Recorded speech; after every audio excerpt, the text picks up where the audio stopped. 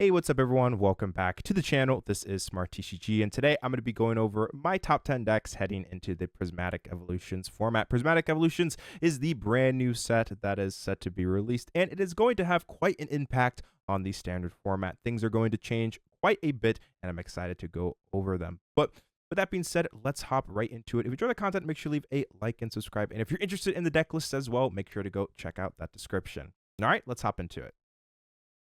Alrighty, hopping into number 10 here, we have Raging Bull. Raging Bull is still one of the most powerful decks in the standard format, and honestly doesn't change necessarily a whole lot except for one card heading into Prismatic Evolutions. The one card change in this deck that I have made is adding in the Latias EX. Latias EX is in the deck to try and counter Budew. There are some situations that pop up where your opponent is able to use Budew's item lock to trap certain things in the active, and that can cause a lot of problems. But with access to the Latias EX, they can't actually do that. And since Budew is definitely a problem for this deck, because about half your deck are item cards, being able to prevent that problem from happening is really, really nice. Bolt still is really powerful. It takes decent matchups against decks like Dragapult. Your Gardevoir matchup is iffy, but some of your tougher matchups like Charizard aren't expected to see as much of a meta share as they used to be, so that is something that is nice. So I think it's still a very, very powerful, turbo deck, has decent matchups against a lot of things. Having that Latias EX is a really nice inclusion as well to stop those trap plays. And yeah, Bolt was still good, still, pretty consistent, able to take advantage of decks that, start off a little bit slow just because you are able to take knockouts on the first turn of the game. Bolt's still good, and I expected to see success moving forward. Alrighty, hopping into number 9 here, we have Ancient Box. Ancient Box most recently got second place at the Champions League in Japan, which had 5,000 players, and also had Prismatic Evolutions legal, which is a very encouraging sign for this deck going forward. You have Roaring Moon with that Vengeance Fletching, which can deal tons of damage to be able to knock out almost any Pokemon in the format, as long as you have plenty of ancient cards in the discard pile, which is a lot more achievable with the Brilliant Blender. This deck used to play things like Awakening Drum or Secret Box, but I think Brilliant Blender is the best ace spec moving forward, as it just allows you to get so many ancient cards in the discard pile, thinning out your deck.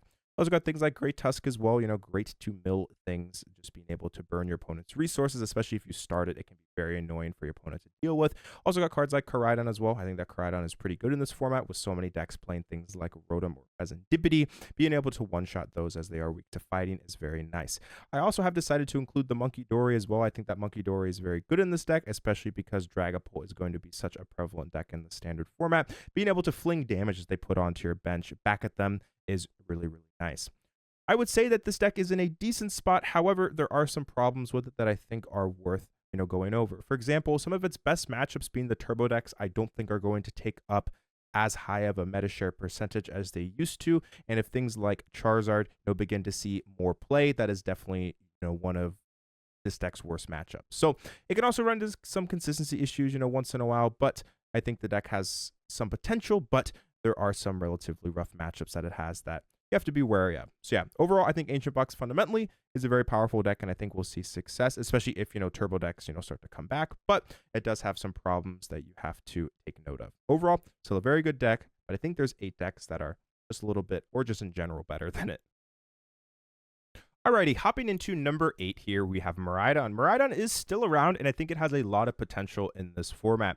With some of the most powerful decks that are expected, like Dragapult and Gardevoir, expected to take up some of the highest amounts of meta share in the format, this deck, I think, has a lot of potential. You are a deck that can be heavily affected by item lock, that Budew can cause lots of problems. But if you are opting to go second, which in my opinion you should be with this deck in this format, you get a full turn of being able to use items, which means if you play against one of these slower decks like Dragapult or Gardevoir, and you are able to get off that turn 1 amp you very much, they can't really item lock you, because if they go into the Budew, they item lock you, you just smack them again with the amp you very much, and you go up 4 prizes, and that oftentimes is an insurmountable lead for them. So overall, I still think the deck is, very good. I think that this is a deck that doesn't necessarily get hurt by the Budew as much as I think some people might think, but you do have to have a good turn 1. You need to have a good turn 1, because if you don't have a good turn 1, then, they'll be able to pretty much lock you out of the game very quickly.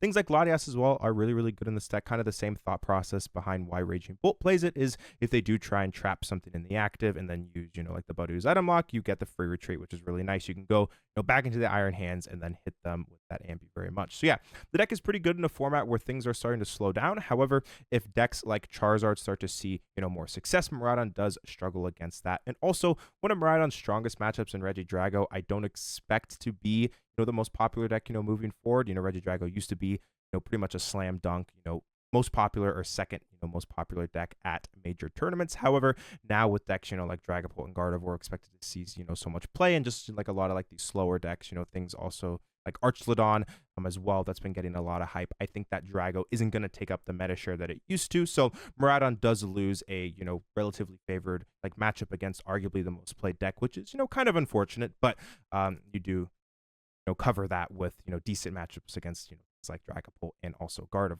So yeah, the deck is good. I think it has a lot of potential. It can be a little bit chaotic at times as you are, relying on things, like that electric generator, but when the deck works, it's one of the most powerful in the format. All right, let's hop into number 7.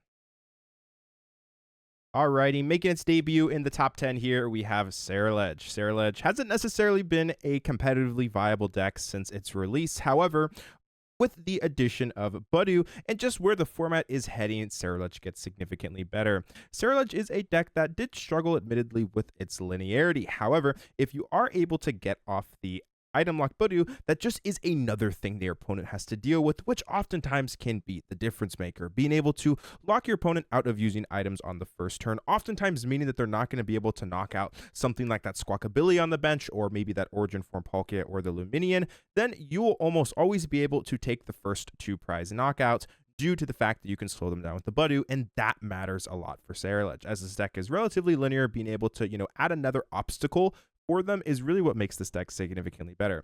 You are relatively consistent as well. Your goal just is to burn as many energies into the discard pile as possible and then deal huge amounts of damage with that Ceruledge. You also have Palkia as well, which is just a nice, strong like attacker, which is able to 2-shot most things, can be good at the beginning of the game when you can't take big knockouts with that Ceruledge. You also have access to things like Radiant Greninja as well. With that Moonlight Shuriken, since you do play Palkia, you can use that Star Portal to power up the Radiant Greninja, use that Moonlight Shuriken, which is really powerful against some of those heavy setup-based decks like Gardevoir and Dragapult. You also have Munkidori as well. Since Dragapult is such a powerful card in the standard format, they're going to be flinging lots of damage onto you. So being able to use that Munkidori to send that damage back at them can be a huge difference maker. Overall, I think Ceruledge has a lot of potential, and I expect it to do well moving forward. It has already been seeing success in some of those Japanese tournaments, most recently doing well at the Champions League. So overall, I think this deck has a lot of potential, and I expect it to see success moving forward.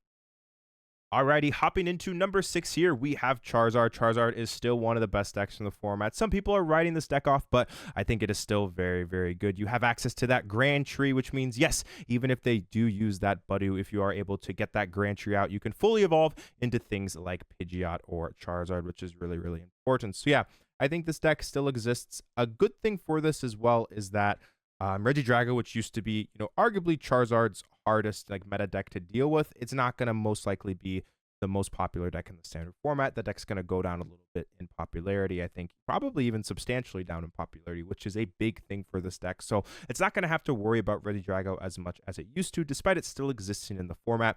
And if you are able to set up through the item lock, you still got a fantastic deck. You do play 2 Pidgeotto and 2 Charmeleon. That is going to combat against the Budew, because as long as you're able to find something like an Arven, you can Arven for Seal Stone and then Seal Stone for that Grand Tree, and you will be able to set up. So it's really not the end of the world if they hit you with item lock, but you do have to be careful. You are only playing 3 rare candy as well. So if you play against something that doesn't actually play something like the Budew, then you can kind of run into some issues where you don't have as many rare candies as you normally would like, but you still have Grand Tree to, kind of make up for that. So yeah, I think that Zard is still really good. I think it's going to exist. I think it's going to perform well. And if you are a Zard enjoyer and you feel really comfortable with the deck, it's still a solid deck in the format.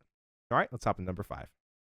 Alrighty, hopping into number 5, we have Archlodon. This is still one of the best decks in the format. Most recently won the Champions League with 5,000 players, defeating Ancient Box in a pretty crazy and close finals game. This deck is still really good. I made some changes to the list that won the Champions League. I actually don't play the Dialga. I don't necessarily think that card is, very, very useful in a lot of situations. So I decided to beef up the consistency of the deck. Playing 4 Jamming Tower is really good, especially when decks like Gardevoir and Dragapult oftentimes heavily rely on those tool cards. I like 4 Earthen Vessel as well, heavy counts of Pokegear. Just make the deck as consistent as possible. You're a very simple deck. You just attack with the Archlodon over and over and over again. You have things like Scoop Up Cyclone and Professor Turo as well to heal, as it's pretty difficult to knock out this Pokemon. And also you have the ability to hit them back with that Raging Hammer if you have the Relicanth on the board, which is really nice. Overall, it's a simple deck, very good into a lot of decks in the format. It can struggle against decks like Charizard and Gardevoir if they are able to get fully set up, but I think your Dragapult matchup is relatively decent.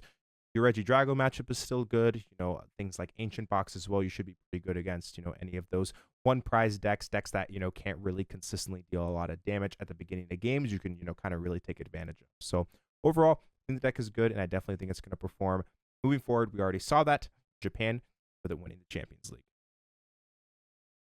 Next up here, we have Regidrago. Regidrago is still going to exist. I know so many people are writing this deck off, but I think the deck still has a lot of potential. Yes, Budew can be annoying. However, you are still able to set up a lot of the times through the item lock, especially if you do opt to go second. You will get a full turn to be able to use things like Energy Switch to get multiple energies onto the Regidrago and prepare for that incoming item lock. You also have cards like Latias EX as well, which means that they can't really trap something in the active and stall you out of the game. So that's really, really nice as well. You don't have to worry about that. And just, having free retreat in general in a lot of situations is quite nice. There will be some situations where you start off with things like Kyurem or Radiant Charizard. So having the Latias provides a little bit of flexibility in situations if you are able to find it. Also, having access to the Budew as well is quite good. Very good in the mirror match. If you are able to go second, you can item lock them, which is really nice. Just a good card in general oftentimes will pop up. Also, having free retreat is really good as well. So yeah, it's just another good starter. Overall, I think Regidrago is kind of underrated right now. I still think that it has a lot of potential. I know some people think that, Budew is going to destroy the deck. You just have to kind of think of, how the deck plays a little bit differently and, kind of develop your board states, slightly differently. But yeah, overall, I think Regidrago is great, and I've been enjoying this list, and I think it has a lot of potential moving forward. It was the best deck last format. I don't think it's going to completely die off. I still think it's going to be a top-tier deck. Lugia V-Star seems to never fall off completely, and it still is going to be one of the best decks in the format heading into Prismatic Evolutions. Prismatic Evolutions brings it Regigigas, which can deal 330 damage if the opponent's active Pokemon is a Terra type, which really helps out against things like Dragapult and Charizard. Just a very good one-prize attacker overall. Yeah, Lugia still exists. It still is a top-tier deck in my opinion. You do relatively decently against some of the slower decks in the format, things like Dragapult and Gardevoir. If you are able to get turn 2 Archeops, you can kind of just run them over with things like Iron Hands is Ampy very much, or Wellspring Ogerpon.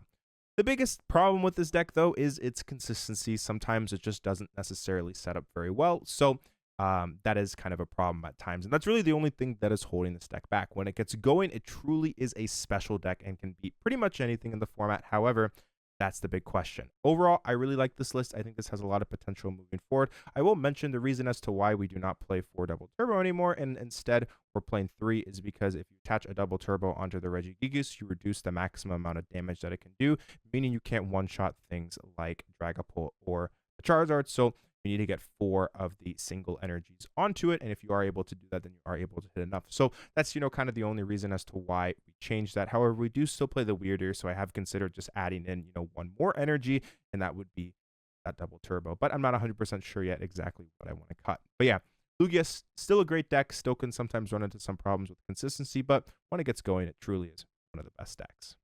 Alrighty, hopping into number 2 here, we have Dragapult. Dragapult has kind of always had potential, has seen success at some tournaments, but the biggest issue I felt like that it ran into was just feeling like it would get overwhelmed by faster decks. For example, in the previous format, if Regidrago hit turn 2 Dragapult against you, it just felt like you weren't able to keep up. There were just some situations where you felt like you had potential in games, but your opponent would build up a very large lead and you just wouldn't be able to catch them. But now with the addition of Budew, you're able to slow things down. You're able to slow down your opponent, oftentimes give you that extra turn to be able to set up your board state, and that can make all the difference in the world.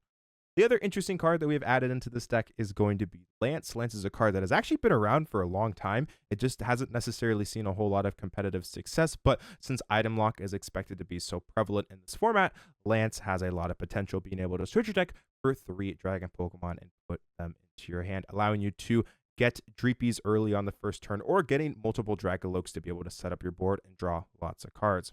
Overall, Dragapult still a great deck, but gets even better in this format with the Budew, just giving itself that time that it needs to get set up. Overall, I expected to see plenty of success moving forward. However, I think that there is one deck that is slightly better than it at the beginning of the Prismatic Evolutions format. All right, let's hop into number 1. Alrighty, hopping into number 1 here, we have Gardevoir. Gardevoir still one of the best decks in the format, and in my opinion, thrives when a format slows down. Giving it time to set up all of those refinements, draw lots of cards, you have access to the Budew's item lock, you got multiple counter catchers as well, so you can trap things with that, which is really cool. You have everything you need to be successful. You have a chance versus pretty much every single matchup.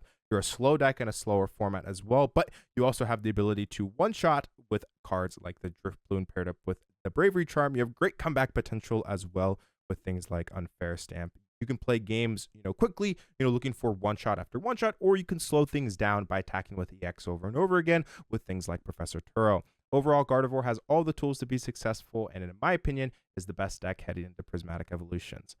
Alrighty, that is going to do it today for the video. If you enjoy the content, make sure to leave a like and subscribe. Let me know what you think of these decks in the comments. If you're interested in the deck lists as well, those will be down in the description. But anyways, thanks so much for all the support as always. We're quickly approaching 10,000 subscribers. I'm going to be posting a booster box giveaway in the community tab of my YouTube channel very, very shortly. So stay tuned for that. But anyways, thanks so much for all the support as always. This is Smart TCG.